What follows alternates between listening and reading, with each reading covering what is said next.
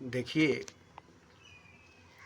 मेरी बातों को सुनकर सभी को सभी को यही लगता होगा कि ये आदमी बहुत बड़ा पागल है।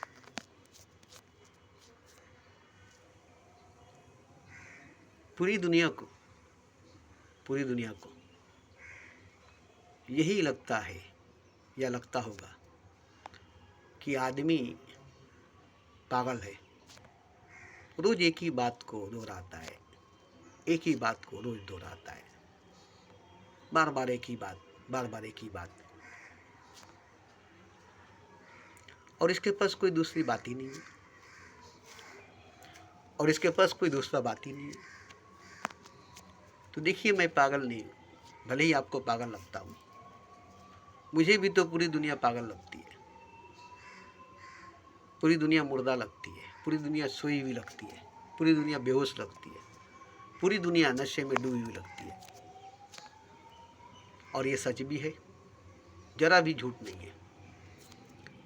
मगर मैं अगर आपको पागल लगता हूँ तो मैं पागल नहीं हूँ। चोरों को सारे नजर आते हैं चोर। आप जो हैं वही हम आपको नजर आएंगे। हम तो एक आईना है, जो भी देखेगा अपने आप को ही देखेगा। हम तो एक दर्पण है, जो भी देखेगा अपने आप को ही देखेगा। अब आईना तो झूठ बोलेगा नहीं। जैसी चेहरा होगी, जैसी शक्ल, जैसी सूरत होगी, वैसा ही आपको दिखाएगा।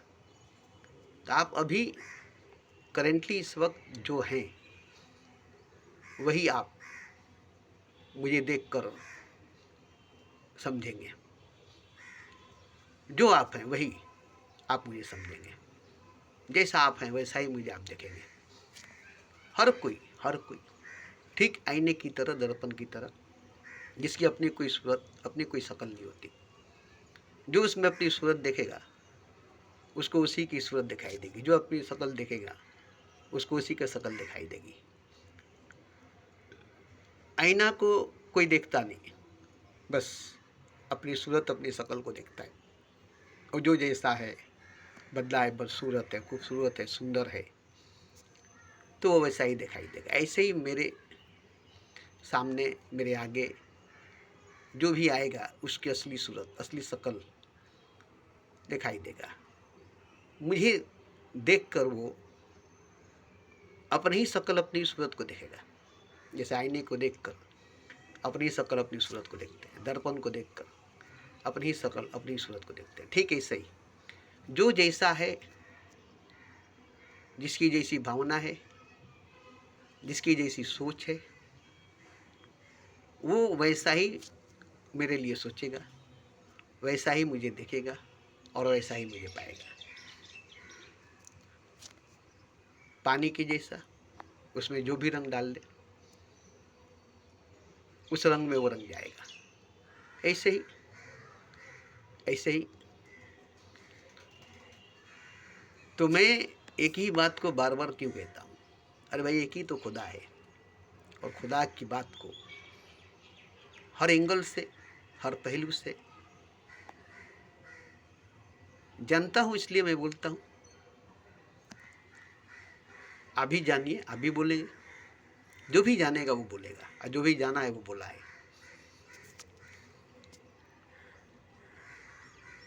हम इसलिए बोलते हैं एक ही बात को। जब बोलते हैं तो नए ढंग से बोलते हैं, नए तरीके से बोलते हैं, नए अंदाज से बोलते हैं, नए भाव से बोलते हैं, नया होकर बोलते हैं। वो रहकर नहीं बोलते जो पहले थे, वो होकर नहीं बोलते जो पहले थे। जैसे फूल रोज ही खिलती है,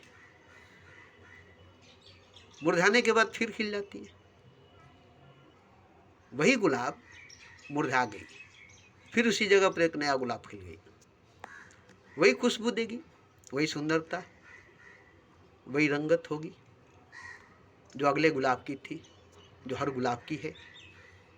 ठीक इसी तरह से मेरे अंदर एक फूल खिलती है, घंटे भर के लिए, आधे घंटे भर के लिए। उसी की सुगंध, उसी की खुशबू, उसी की महक मेरे मुंह से, मेरे जुबान से बाहर निकलती है। अब इसे आप पहचान लेंगे। कि मेरे अंदर की जो फूल है, जो भीतर की फूल है, उसकी महक से, उसकी खुशबू से, उसकी सुगंध से आप जान लेंगे उस फूल के बारे में। अगर पहचानते हैं तो पहचान लेंगे कि कौन सा फूल खिलता है इसके अंदर रोज। और जब तक खिला रहेगा तब तक ही बोलते रहेंगे, जब तक खिला रहेगा तब तक ही खुशबू को शब्दों में, लफ्ज़ों में पिरोते रहेंगे। असल चीज़ शब्द लफ्ज़ नहीं है, बात आवाज़ नहीं है, खुशबू, महक, सुगंध और वो फूल। भले ही आपको सुगंध मिले, खुशबू मिले, महक मिले, मगर वो फूल जो हमारे अंदर खिलती है रोज, वही फूल अगर आपके अंदर खिलेगी, वही फूल अगर आपके अंदर खिलेगी, तो आपको जो खुशी मिलेगी उसको आप बयान नहीं कर सकेंगे, उसका आप बखान नहीं कर सकेंगे।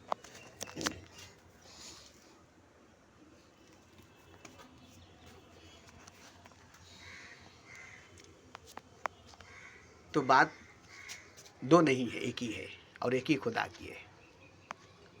अब उसको मैं हर रूप में देखता हूँ, हर रूप में देखता हूँ, और हर रूप में उसका व्याख्या, बखान, बयान, चर्चा करता हूँ। और कौन है उसके अलावा, और क्या है उसके अलावा? हरि अनंत, हरि कथा अनंत, हरि अनंत, हरि कथा अनंत। उसके बारे में अगर आसमान को वर्क बनाया जाए, समुद्र को रोशनाई बनाई जाए, और जंगल को कलम बनाया जाए और लिखी जाए, बराबर लिखेगी, लिखी जाएगी।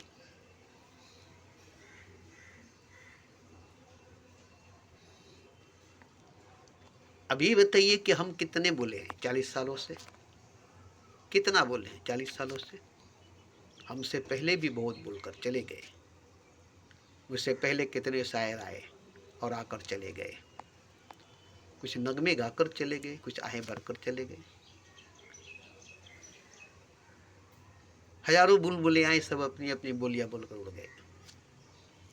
उसमें से एक मैं भी बुलबुल हूँ, उसमें से मैं भी एक शायर हूँ,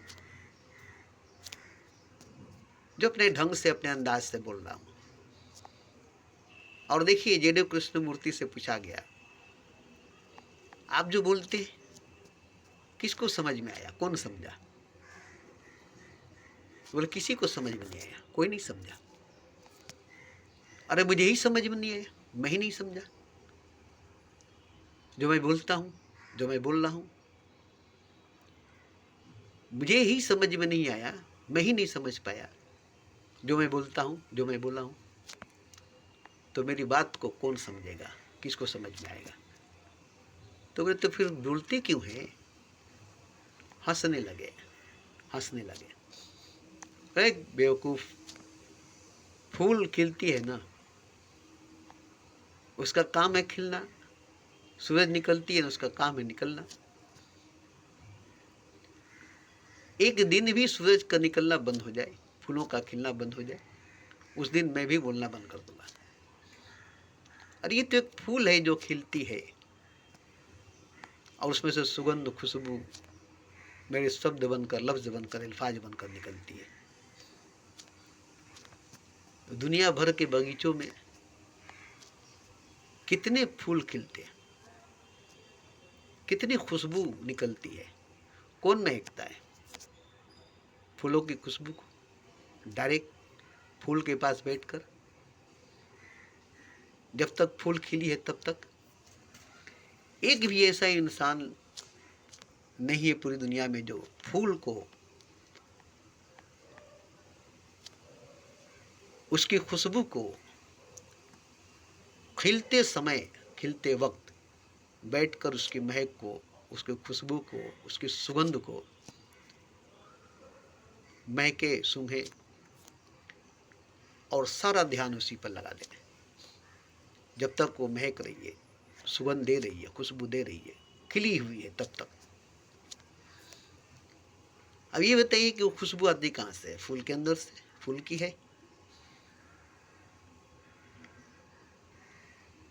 फूल के अंदर से, फूल ही है वो, फूल की खुशबू है, सुंदरता फूल की है।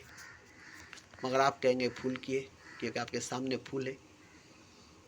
ठीक है, बैठिए, आपके सामने भी फूल है, फूल के सामने भी आप हैं, और बस महकिए और गौर से देखिए। इसके अंदर से जो खुशबू आ रही है, क्या इसी की अपनी निजी खुशबू है? इसी की अपनी जाति खुशबू है? इसी की अपनी खुद की खुशबू है? तो फिर किसी दूसरे फूल में यह खुशबू क्यों है? किसी और गुलाब में ये महक क्यों है, ये सुगंध क्यों है? एक ही सुगंध, एक ही खुशबू, एक ही महक हर गुलाब के अंदर पाएगी, चाहे दुनिया की जितने भी गुलाब हो। भले ही रंग अलग होगी, आकार अलग होगा, मगर सुगंध जो होगी, खुशबू जो होगी, महक जो होगी, एक ही होगी। तो गुलाब की अलग खुशबू नहीं होगी, हर गुलाब की एक ही खुशबू होगी। ऐसे ही हर फूल की, जैसे बेली की फूल है तो एक फूल की जो खुशबू, जो सुगंध, जो महक, जो सुंदरता, जो खूबसूरती है, दुनिया के हर बेली फूल के होगी। दुनिया भर में जितनी बेली फूल खिलेगी, सबकी एक ही खुशबू, एक ही महक, एक ही सुगंध और एक ही खूबसूरती, सुंदरता होगी, और सब एक ही होंगे। अब जरा इस भेद को बताइए कि फूल तो अनेकों खिली है, बेली, चंपा, चमेली, गेंदा, गुलाब, जहाँ खेती हो रही जाकर देखिए, मगर सब में एक ही सुगंध, खुशबू, महक, सुंदरता और रूप है। एक ही रूप के जितने गेंदा फूल हैं, खेत में जाकर देखिए, एक ही रूप के जितने गुलाब फूल हैं, जितने कमल फूल हैं, जितने जूही फूल हैं, जितने रात की रानी के फूल है, सबकी एक ही शक्ल, एक ही सूरत, एक ही महक, एक ही खुशबू, और कोई कहाँ है, कोई कहाँ है, कोई कहाँ है, कोई उस खेत में, कोई उस खेत में, कोई उस शहर में, कुछ शहर में, कुछ उस दुकान में, कुछ उस दुकान में, कुछ उस मुल्क में, कुछ उस मुल्क में, मगर फूल की जो सुगंध है एक ही है, खुशबू जो है एक ही है, महक जो है एक ही है, सूरत शकल एक ही है। अब ये आपको समझना होगा कि ऐसा क्यों है, ये खुशबू कहाँ से आती है, ये महक की सुगंध कहाँ से आती है, ये फूल कहाँ से आती है।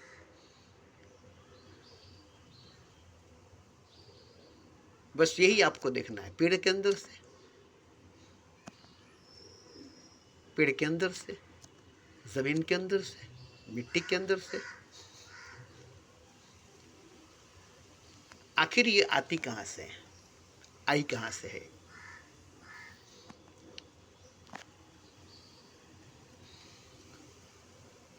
तो इसके पीछे जाना पड़ेगा, कहाँ से आ रही है ये फूल, कहाँ से आ रही है, इसकी खुशबू कहाँ से आ रही है। इसके पीछे जब जाएंगे तो क्यों आप इसके पीछे जाएंगे, आप कहाँ से आ रहे हैं, आप कहाँ से आए हैं, आप अपना पता लगाइए। सब एक ही जगह से आ रहा है, सब एक ही जगह से आया है।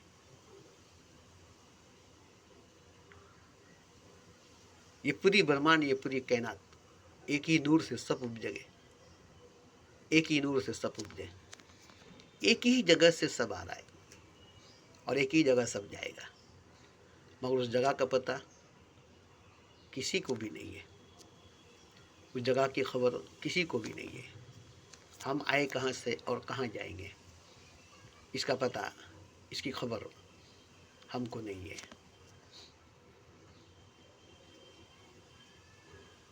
बस यही सच्चाई, यही हकीकत है। जिस दिन हमको ये पता चल जाए कि हम कहाँ से आए हैं और कहाँ जाएंगे, फिर हम इस दुनिया में रहना नहीं चाहेंगे, फिर हम इस दुनिया में नहीं रहेंगे। जहाँ से हम आए हैं वहीं जाएंगे, क्योंकि वहाँ से अच्छा, वहाँ से सच्चा जगह ये दुनिया नहीं है। वहाँ जो कुछ है, वहाँ जो कुछ भी है, उसकी परछाई भी, साया भी, अक्स भी, तस्वीर भी, तस्वूर भी इस दुनिया में नहीं है। और ये दुनिया नहीं है, ये दुनिया नहीं है। तो अगर हमें याद आ जाए, वो दुनिया नजर आ जाए जहाँ से हम आए हैं, वो जहाँ नजर आ जाए जहाँ से हम आए हैं, वो पता, वो ठिकाना हमें मिल जाए जहाँ से हम आए हैं, तो फिर वहाँ जाने का रास्ता हमें मिल जाएगा और हम उस रास्ते पर चलकर वहाँ जाएंगे। वही गए कबीर, वही नानक गए, और वही मोहम्मद भी गए, वही बुद्ध महावीर भी गए, वही कृष्ण, वही राम भी गए। इन लोगों को पता चल गया और वो चले गए। इन लोगों को पता चल गया और ये लोग चले गए, और भटकने वाले अभी तक भटक रहे। मंजिल पर पहुंचने वाले पहुंच गए और रास्तों में भटकने वाले अभी तक भटक रहे। कितनी रूहें, कितनी आत्माएं हैं जो भटक रही है, जिसको रास्ता नहीं मिल रहा है, जिसको रास्ता नहीं मिल रहा है। क्योंकि रास्ते का मिलना आधे मंजिल का मिलना होता है। रास्ता मिल गई तो आधा मंजिल मिल गया, क्योंकि रास्ते के बाद मंजिल ही होगी, रास्ते के बाद मंजिल ही होगी। तो रास्ता अगर मिल गया तो आधा मंजिल मिल गई, आधी मंजिल मिल गई। अब पूरी मंजिल मंजिल पर जाकर मिलेगी। तो क्या आपको रास्ता मिला है? आपने रास्ता पाया है? पहले तो पता मिलना चाहिए कि हम कहाँ से आए हैं और कहाँ जाएंगे, तब ना रास्ता ढूंढेंगे। आपको बम्बई जाना है तो बम्बई का ट्रेन ढूंढेंगे, दिल्ली जाना है तो दिल्ली का ट्रेन ढूंढेंगे और उसी प्लेटफॉर्म पर जाएंगे। इस प्लेटफॉर्म पर बम्बई जाने वाली ट्रेन है, दिल्ली जाने वाली ट्रेन है, मद्रास जाने वाली ट्रेन है। तो आपको जहाँ जाना है वहाँ का टिकट लेंगे और फिर उसी प्लेटफॉर्म पर जाएंगे और उसी ट्रेन में और उसी सीट पर बैठेंगे जो सीट का नंबर आपको मिला होगा, टिकट पर लिखी होगी। तब वो ट्रेन आपको लेकर जाएगी। बस वहाँ बैठ गए, ट्रेन स्टार्ट हो गई। अब आधा जो है आप मंजिल पर पहुँचे, और जब ट्रेन पहुँचेगी तो पूरी तरह से मंजिल पर पहुँच जाएंगे। तो आपके पास पता है, उसका टिकट है और उस ट्रेन पर बैठे हैं और उस सफ़र में जा रहे हैं जो आपको मंजिल पर ले जाएगी। तो क्या आपको ऐसा लगता है कि वाकई आप उसी सफ़र में जा रहे हैं जो आपको मंजिल पर ले जाएगी, उसी रास्ते पर चल रहे हैं जो आपको मंजिल पर ले जाएगी? अगर वाकई में आप उस रास्ते पर चल रहे हैं जो मंजिल पर ले जाएगी, उस सफ़र में चल रहे हैं जो मंजिल पर ले जाएगी, तो हम तो बहुत खुश हैं। हम तो बहुत खुश हैं। कहीं से भी चले पहुँचेंगे वहीं पर, कहीं से भी जाएंगे पहुँचेंगे वहीं पर। जैसे आज हज के दौरान पूरी दुनिया से हज करने के लिए लोग जा रहे हैं, कोई उत्तर से, कोई दक्षिण से, कोई पूरब से, कोई पश्चिम से, दुनिया के हर कोने से, हर गोशे से, हर मुल्क से, हर बस्ती और शहर से हज करने के लिए लोग जा रहे हैं। मगर पहुंच कहाँ रहे हैं? काबे में, तवाफ में, एक ही जगह इकट्ठा जमा हो रहे हैं। वहाँ जाकर सब एक हो जा रहे हैं। कोई कहाँ से आया, कोई कहाँ से आया, कोई कहाँ से आया, और वहाँ जाकर के सब एक हाजी बन गया। एक ही रुकून अदा कर रहे हैं, एक ही फ़राइज़, एक ही हकूक़ को अदा करते हैं। तो कौन कहाँ से आया ये नहीं देखना है, बस वहाँ पर आया है तो वह हाजी है, वहाँ पर हज करने के लिए आया है तो हाजी है, घूमने के लिए आया है, देखने के लिए आया है।